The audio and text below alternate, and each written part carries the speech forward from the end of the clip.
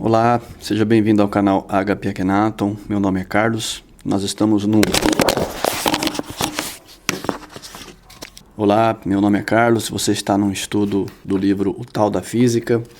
Eu montei uma playlist exclusiva para este estudo, para que a gente possa desempenhar um avanço intelectual, espiritual, mental, e com isso a gente tornar os nossos problemas do dia a dia um pouco mais leve, e espero que você possa aproveitar. Para quem tem dificuldade de leitura, esse audiobook é também para facilitar esse laço com o conhecimento diferenciado que eu me proponho a fazer. O intuito é ajudar. E se você puder se inscrever, compartilhar o conteúdo deste audiobook para quem gostaria de ler um livro, mas não consegue, e também pela raridade do livro, que não é tão fácil de encontrar, né? E com isso eu também faço o meu treinamento. Obrigado pela presença. Continuando, página 34. É importante perceber a diferença entre os modelos matemáticos e suas contrapartidas verbais. Aqueles são rigorosos e consistentes. No entanto, a estrutura interna, seus símbolos, contudo, não se encontram diretamente relacionados com a nossa experiência. Os modelos verbais, por seu turno, utilizam-se conceitos que podem ser compreendidos intuitivamente, mas que são sempre imprecisos e ambíguos.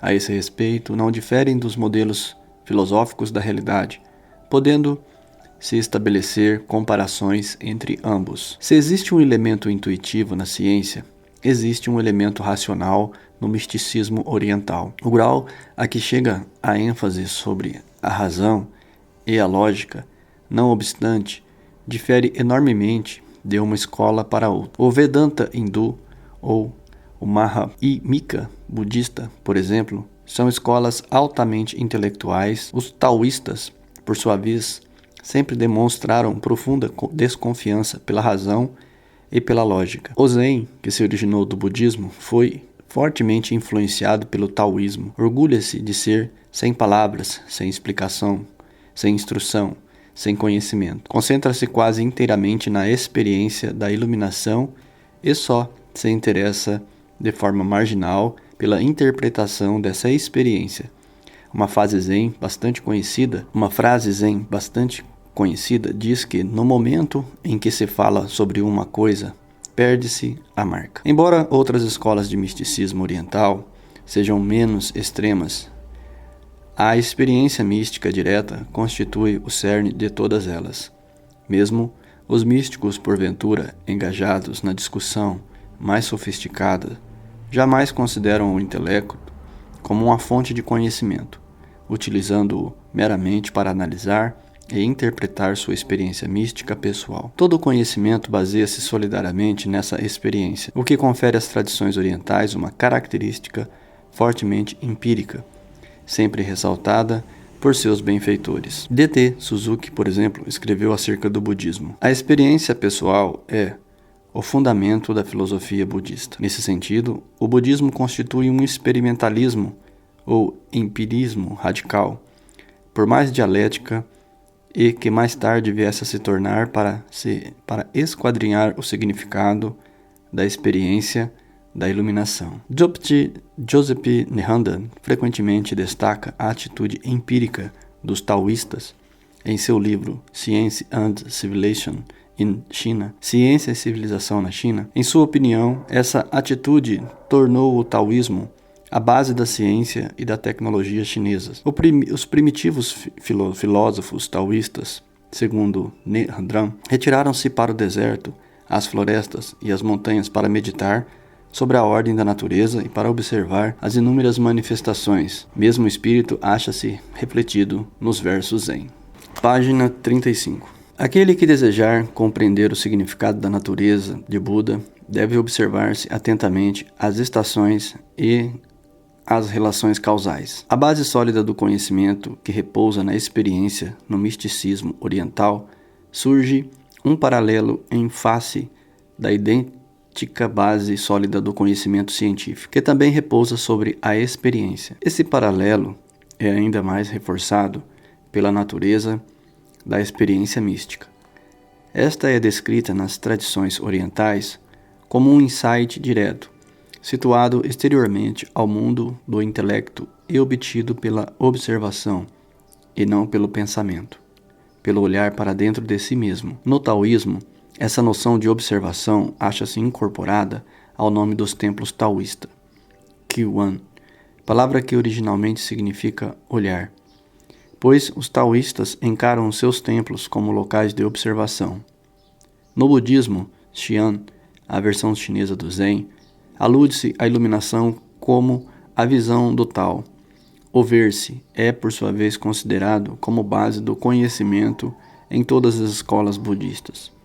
O primeiro item do caminho óctuplo, a prescrição de Buda para a autorrealização, reside na visão correta, seguida pelo conhecimento correto. A esse respeito, escreve-se de Suzuki: o ver desempenha o papel mais importante na epistemologia budista por constituir a base do conhecer. O conhecer é impossível sem o ver. Todo conhecimento possui sua origem na visão. O conhecer e o ver encontram-se, pois, geralmente unidos, nos ensinamentos de Buda. A filosofia budista, portanto, aponta para a visão da realidade como ela é. O ver é a experiência da iluminação. Essa citação recorda-nos as palavras do misticismo Yak, Dom Juan. Minha predileção consiste em ver, porque somente vendo pode um homem obter o conhecimento. Uma palavra de advertência deve, talvez, ser acrescentada aqui: a ênfase no ver, por parte das tradições místicas, não deve ser encarada de forma excessivamente literal. Deve, isto sim, ser apreendida em seu sentido metafórico, uma vez que a experiência mística da realidade é de fato uma experiência essencialmente não sensorial. Quando os místicos orientais falam em ver, refere-se a um modo de percepção que pode incluir a percepção visual, mas que sempre essencialmente transcende para tornar uma experiência não sensorial da realidade. O que os seres místicos enfatizam, contudo, ao se referirem ao ver, ao olhar, ao observar, diz respeito ao caráter empírico do conhecimento. A essa abordagem empírica da filosofia oriental, recorda-nos com insistência a ênfase dada à observação por parte da ciência. Temos aqui uma moldura para nossa comparação. A etapa experimental na ciência, na pesquisa científica, parece corresponder à percepção direta do místico oriental. E os paralelos e as teorias científicas correspondem às diversas formas às quais a percepção é interpretada. Página 36. O paralelo entre os experimentos científicos e as experiências místicas pode parecer surpreendentemente em razão da natureza profundamente diversa desses atos de observação. Os físicos efetuam experimentos que envolvem um complexo trabalho de equipe e uma tecnologia altamente sofisticada. Por sua vez, os místicos obtêm seu conhecimento puramente através da introspecção, sem a intervenção de qualquer máquina, no silêncio e na meditação. Os experimentos científicos, além disso, parecem ser passíveis de repetição em qualquer época e por qualquer indivíduo, por seu turno. As experiências místicas parecem reservadas a alguns poucos seres humanos, em ocasiões especiais. Uma análise mais cuidadosa demonstra, contudo, que as diferenças entre os tipos de observação residem unicamente em sua abordagem, e não em sua confiabilidade ou complexidade. Todo aquele que quer repetir um experimento moderno, física subatômica, tem que passar por inúmeros anos de treinamento. Somente então estará capacitado a indagar a natureza uma determinada questão, utilizando-se do experimento e possuir as condições que o habilitem a compreender a resposta. De idêntica forma, uma experiência mística profunda demanda, via de regra, inúmeros anos de treinamento sob orientação de um mestre experiente e, da mesma forma, o treinamento científico. O tempo dedicado a essa tarefa não garante por si só a obtenção do sucesso. Se o aluno consegue ser bem-sucedido, estará em condições de repetir esse experimento. A possibilidade de repetir A experiência constitui, na verdade, uma característica essencial para o treinamento místico. Nela reside o fato, o objetivo básico da instrução espiral dos místicos. Uma experiência mística, portanto, à semelhança de um moderno experimento levado ao cabo pela física, não é um fato único. E, por outro lado, não se afigura menos sofisticada que este. Embora sua sofisticação seja um tipo inteiramente diverso, a complexidade e eficiência do aparato técnico que dispõe o físico é igualada, quando não superada, pelo aparato que se dispõe à consciência do místico. Tanto em termos físicos quanto espirituais, quando a meditação profunda, os cientistas e os místicos desenvolveram, pois, métodos altamente sofisticados de observação da natureza, inacessíveis aos leigos. Uma página de uma revista de física experimental moderna será tão misteriosa para um não iniciado quanto uma mandala tibetana.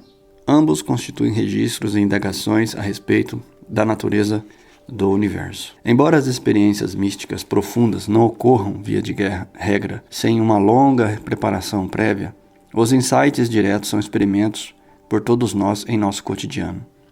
Todos conhecemos bem uma situação na qual esquecemos o nome de uma pessoa, ou de um lugar, ou de uma palavra, e não podemos obtê-la por mais que nos esforcemos para tal. A palavra está na ponta da língua, mas permanecerá incógnita, até que desviamos nossa atenção para outra coisa. Repentinamente, nos aperceberemos que o nome, que tanto tempo tentamos recordar, nenhum pensamento se acha envolvido nesse processo, trata de um insight repentino, imediato. Por exemplo, lembrar-se repentinamente de algo é particularmente relevante no budismo, que afirma ser nossa natureza original, a do Buda iluminado. Nós simplesmente esquecemos dessa natureza. Os estudantes em budismo, não solicitados a descobrir sua face original, e em súbita recordação dessa fase, constitui sua iluminação. Fim da página 36. Aqui fica muito claro que todos os nossos exercícios, que eu tanto prego aqui no canal, eles culminam em um ponto, né, que é secreto, e assim, para quem não chegou até aqui, jamais vai saber. Que quando a gente exercita, né, uma serenidade, uma meditação, estabelece um símbolo para nossos objetivos, a gente não entende que a gente está se colocando numa posição mística de consciência, que a gente possa se abrir e se conectar a forças interiores que são não tão fáceis assim para quem não faz. Somente aquele que pratica e consegue ver esses insights do dia a dia, essas ideias tão rápidas que vêm do eu divino, né, chamado centelha divina pelo Hélio Couto e por outros mestres, né?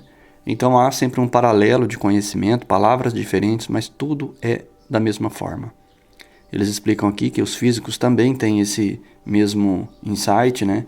Porque a metodologia deles de concentração na experimentação é a mesma que a nossa, no nosso estado místico, no nosso estado meditativo. Então não tem muita diferença.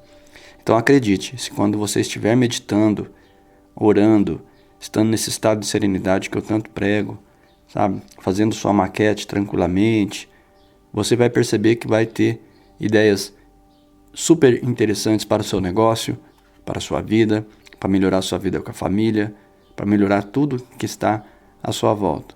Mas para isso você tem que soltar esse desprender-se, né, dos fatos que às vezes nos estão aprisionando ali naquela tensão, naquela preocupação, e soltando a gente é capaz de entender todo o processo que está culminando naquele momento. Portanto, serenidade profunda em seu coração, espero que aproveite este pequeno estudo. Nós continuaremos a leitura do livro O Tao da Física. Obrigado e até o próximo capítulo, a próxima página. Tchau!